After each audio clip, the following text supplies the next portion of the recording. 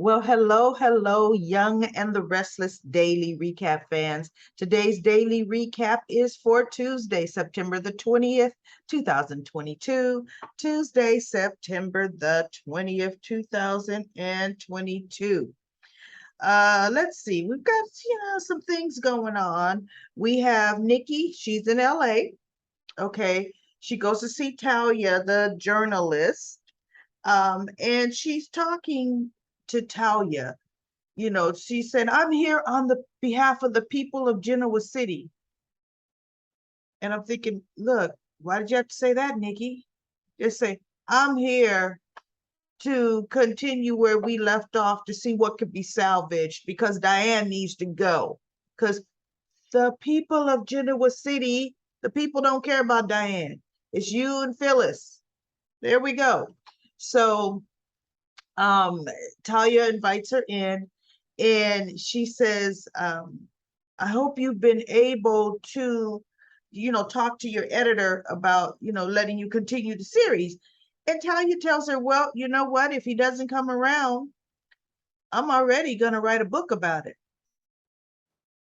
And Nikki's like, good, good. And I'm thinking, stupid. Because if she's writing a book, Nikki, she's writing the book about you too. This journalist is going to write a book about Phyllis's dirty deeds, about Nikki's dirty deeds, and about Diane's dirty deeds. Yes, she will. Because she tells Nikki, that, you're going to go see this Deacon Shaw. I've done my research, and you used to be married to him. All the things Talia was telling Nikki, it didn't even ring up any red flags. None whatsoever. That boy, she's sure doing a deep dive into my past. Because that's not the first time Talia's told them. Like even Phyllis, when Phyllis was talking to her in her hotel room, she says, oh yeah, I read a lot about, some of the things in your past. And Phyllis is like, yeah, you know what? But we're here to talk about Diane. Forget I've done some things, okay? But we're here to talk about Diane. This is going to be the juiciest, best-selling novel that this journalist is going to ever write, and she's probably going to get a Pulitzer Prize for it. So she sits Nikki down and she says, you seem a little tense, a little on edge. Perhaps if you go over what you want to say to Deacon, it can kind of help center you, kind of help get your thoughts together. And I thought, well, yeah, in theory, that's right. But not when we're talking about you're a journalist getting ready to write a book.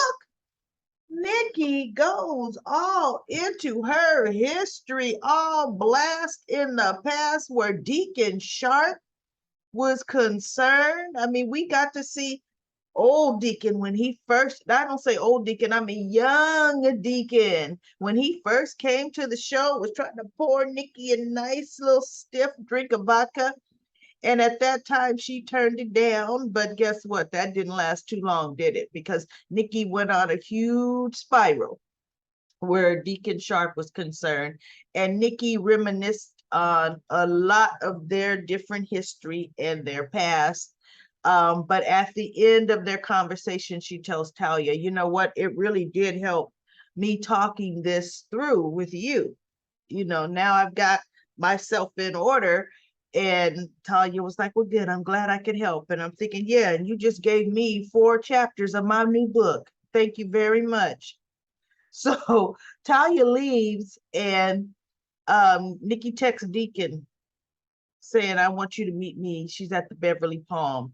And then it showed Deacon looking at his phone. And of course, it's an old Deacon. It's current day Deacon. Deacon being blackmailed by Sheila Deacon. So he just looks, but he's going to be right there. He's definitely going to go there. Then we had some interesting conversation with Nick and Victoria. See, Nick is the voice of reason. He doesn't like the idea because Victoria's Stoic. Oh, she's all over it. That's a smart business move, don't you think? Yeah, we could get Chancellor. And he goes, wait a minute, wait, slow down. Because Nick guessed it was Nate that brought it to him. And he goes, okay, why is he doing this? What's making him turn against his family like this? He's like, Vic, wait, we need to slow down. Because really, we know all the players involved. And how do you think they're going to react? Well, it's just, he goes, no, it's not just business. Nate would be giving you insider information. And what's in it for Nate? So then she goes, well, finally, she was vague about it. She didn't even answer it. He said, okay, I'm going to say this again. What's in it for Nate? He wants me to make him head of Chancellor Winters. And Nick looked at her, Nate. He goes, do you think for one, he's ready to run a business of that magnitude? See, oh no. Nick is like, well, no. And that's when he's like, how do you think Lily's gonna feel? And she goes, I know you've thought about everything. How will this affect Billy? Because see, he now would be reporting to you. Is this about Billy? She goes, why would this be? She goes, no, this is about something, because this is not anything we need to do. But this would be the best ad that I've added to the portfolio yet. This would, and he's just like, okay, you know what? There would be some FCC ramifications behind this. If it ever were found out that Nate was feeding you information from inside the company before this went public, he goes, there's some definite, Nicholas, you let me worry about the FCC. And I thought, ooh, you know what? Let's let this be good, because Elena would be the one holding the key to knowing that Nate is trading insider information.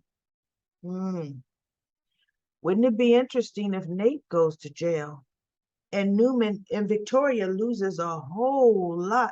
See, because Newman is taking all these gains, and all these acquisitions. This could be what knocks Newman and Victoria on their butts because of her not thinking this through. And it's just, I was happy that Nick was not on board with it. He goes, no, this is, And so Victoria is like, well, something about, that's why I like you as my COO, like you're my voice of reason or something, she says. And he goes, yeah, until you don't want to hear what I have to say. And then she just looked at him. He goes, have you talked to Dad about this? Well, of course I'm going to talk to our father about it. And I'm going to talk to my capable co-CEO about it. He said, because I would be very interested in what they both have to say about what you want to do and the truth about how you're getting the information. So she's just looking like, probably shouldn't have told you, Nick, but I'm happy. Nick is a stand-up. I mean, he is a stand-up, trustworthy guy. And he goes, and you know what? I'm really, really disappointed in this is what what Nate wants to do. Nick is like, oh no, that's not right. And that's not a good character. And I'm telling you, they would never reward him with putting him over. A traitor like that, no. So good. Nate's going to get what he deserves, and I'm hoping Victoria too.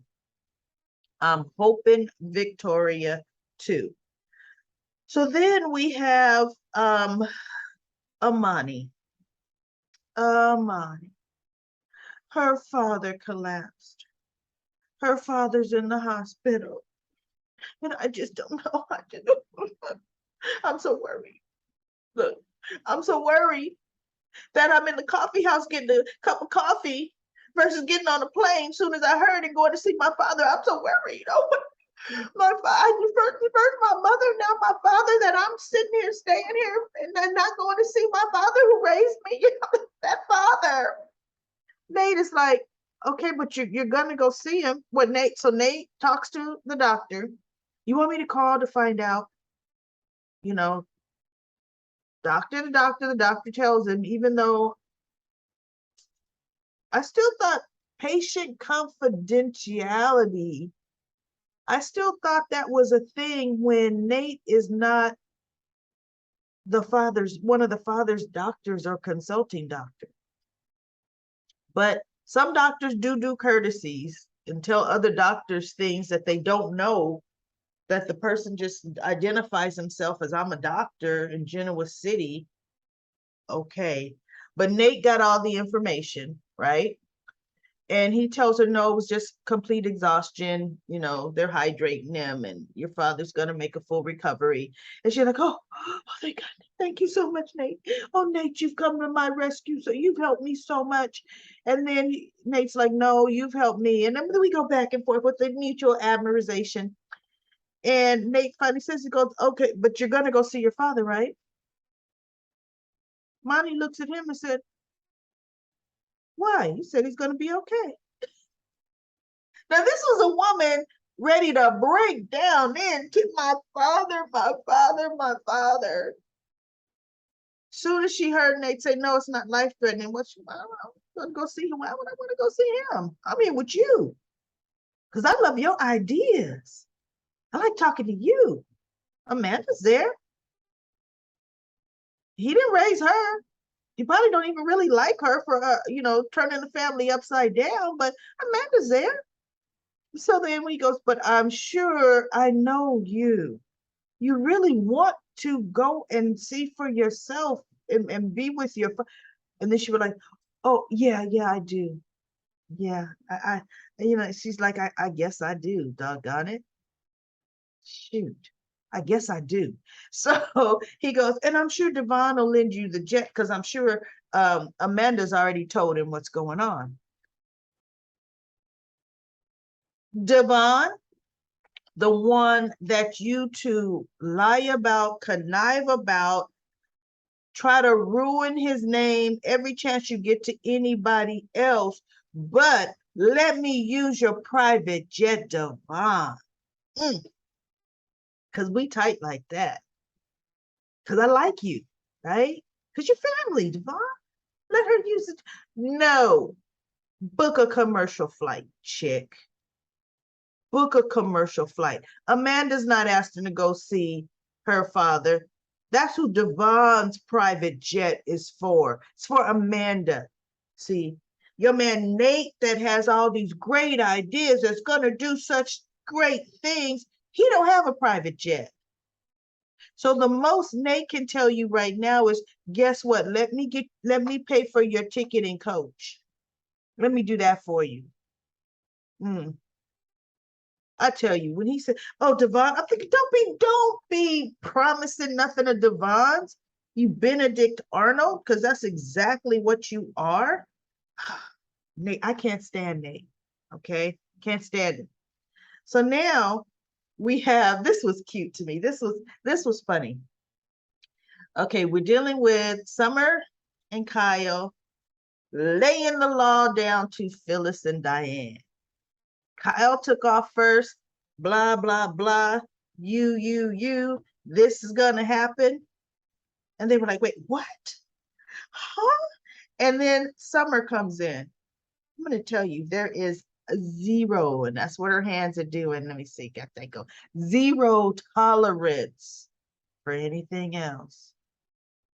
Because if you both do something, if you start, the next thing that comes to us, the next thing that starts, both of you are out. Huh? What? You mean if she does something, I'm out? And she's like, Kyle, how's that fair? And then Summer's like, Phyllis is like, Summer, what? If Wait a minute. So if And as Phyllis is getting ready to talk, Summer's like, this is non-negotiable. And Phyllis is kind of like, oh, okay, boss. Okay. Wow.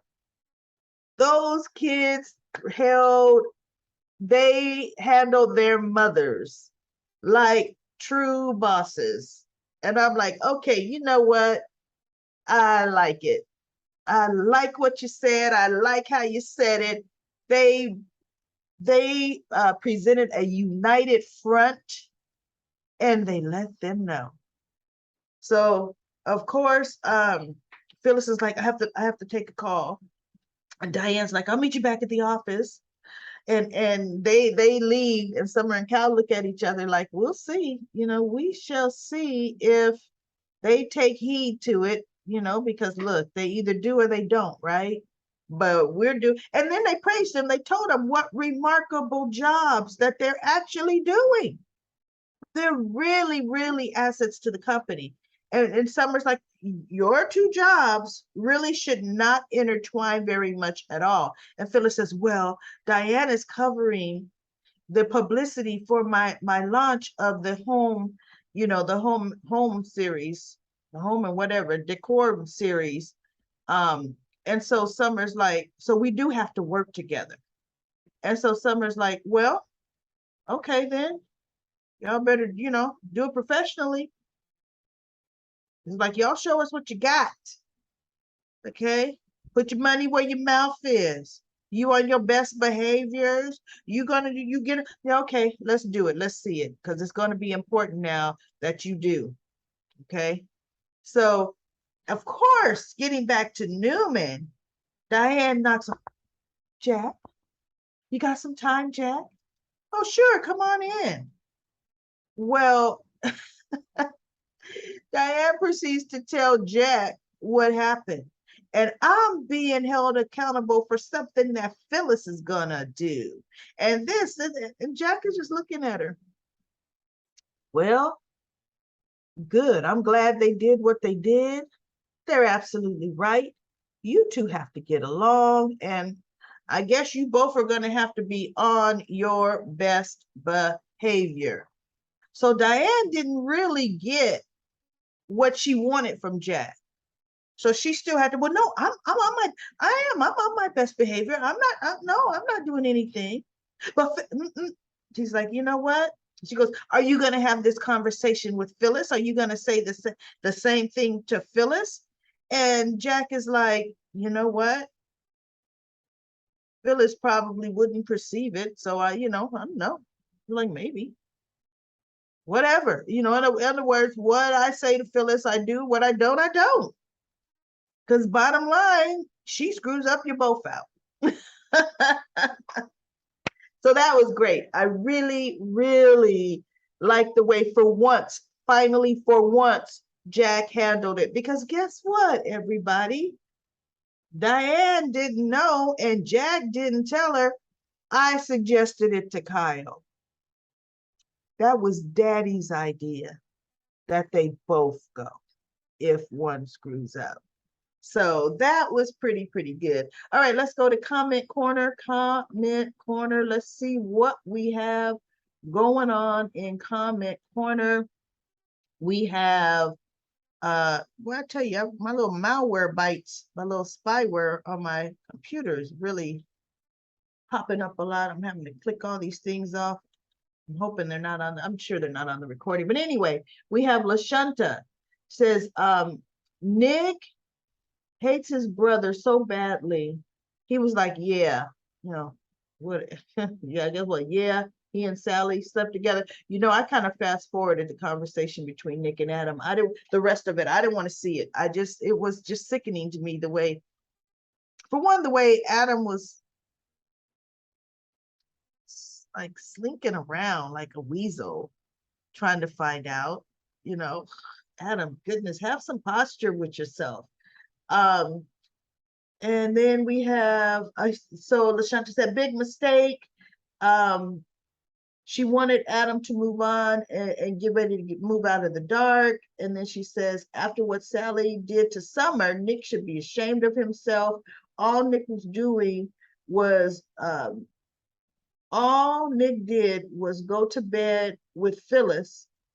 So now it's Sally's turn. Yeah, Phyllis will flip out. Yeah, she will flip out when she finds out Nick and Sally are an item because of what Sally did to Summer. And Summer is also going to flip out if she finds out Nick and Sally are an item. And Libby says she thought that Sally was going to have a moment of weakness with Adam after seeing her moved by his profession of love, but she didn't have that moment. She sounded resolved to move on from him. So now she thinks that Sally's baby plot will go by the way of Elena's baby uh, drama plot. Because for a while we thought Elena was going to be pregnant and not know if it was Nate or Devon's. That would have actually been a better move, but they didn't decide to go that way. Yeah, we didn't know. We wouldn't have known, and they decided to go on the Devon punching Nate hurting his hand and can't do surgery again. And then Robin says Kyle and Summer did the right thing by drawing a line in the sand, really, against both mothers, or letting them both know, Phyllis and Diane, to stop being so petty, or this is what's going to happen. I'm ready for the wedding. And then she's waiting to see if Nikki, while in LA, sees Deacon or gets to see Sheila. Well, I think we're going to see Deacon tomorrow. You want to know what I thought about the wedding? Remember, and I forget whose wedding it was. Was it Catherine's own wedding to her man, the guy that lived in the trailer, and I forgot his name? Where Jill ended up putting cake in Catherine's face, or was it Nikki? It was a big cake fight, and cake went in faces, faces went in cake. I mean, that was hilarious. If anybody remembers whose wedding, the wedding was at the Chancellor House, and for sure Jill was involved with the fight with the cake incident. I'm kind of thinking it was her and Catherine, but Jill and Nikki would go at it too. So that was funny. I foresee that in Summer, excuse me, I got hiccups now. Summer and Kyle's wedding, that Phyllis and Diane are gonna just go off at the reception and kind of ruin it. That's gonna be funny. And then LaShunta commented on Robin's comment and said, Diane went to Kyle and snitched to Kyle and Summer, and now now they're too harsh. No, they're not too harsh. They're not too harsh at all. That's exactly what these ladies need. This because it is going to get worse. They both knew the consequences. Well, Phyllis did and agreed I wouldn't do nothing against Diane. I'd stay away from Diane and the whole thing. And guess what? Some stuff is already happening. And I don't know. Did Phyllis do it? Didn't she do it? She probably did put that document there.